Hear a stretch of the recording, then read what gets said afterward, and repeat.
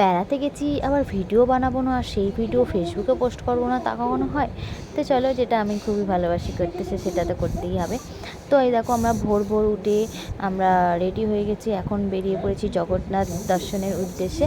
তো আমি এদিকে একটা লাল টুকটুকে শাড়ি পরে লক্ষ্মী প্রতিমার মতো সাজুগুজু করে নিয়েছি, আর আমরা রেডি সেডি হয়ে বেরিয়ে পড়েছি। আর এইদিকে পরিশোনা ঘুমাচ্ছে তখনও, কারণ তখন ভোর 5টা বাজে, তখন কি বাচ্চাটা উঠতে পারে?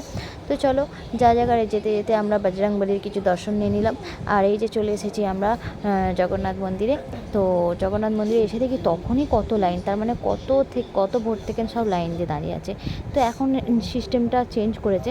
তো আমি ভাবছিলাম তো আগেকার মতো সব একসাথে গ্যাদারে ঢুকিয়ে দেবে, সব হাঁপিয়ে হাঁপিয়ে মরে যাবো মনে হয়, এরকম একটা ব্যাপার ছিল। তো আমার ভীষণ টেনশন হচ্ছিলো যে কী করবো রে বাবা, আগের মতো যদি সব একসাথে ঢুকিয়ে দেয় ওরকমভাবে হলে আমি ঢুকবো না, এরকম বলাকা করছি। তারপরে গিয়ে দেখলাম যে না, এখন সিস্টেমটা চেঞ্জ করেছে, এখন লাইন বাই লাইন, মানে একসাথেই সব ছেলে মেয়ে লাইন দিচ্ছে, কিন্তু অর্ধেক অর্ধেক করে ঢোকাচ্ছে।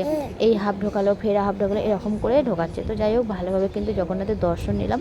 আর এই যে দর্শন নেওয়া হয়ে গেছে, এবার আমরা সব জুতো পরতে লাগে, মানে জুতো লাইন দিয়েছি, জুতো নেবো, এবার জুতো পরে নিচ্ছি সবাই।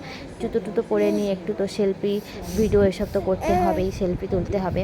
তো চলো, আমরা এখানে একটু ফটো তুলে নিলাম, তুলে নিয়ে এবার আরে দাঁড়াও দাঁড়াও, যাচ্ছ কোথায়? ফটোগুলো কেমন হলো বলো, সেলফিগুলো কেমন হয়েছে বলো। তো আমাদের কেমন লাগছে অবশ্যই জানিও। আর ভিডিওটা এইটুকু, টাটা।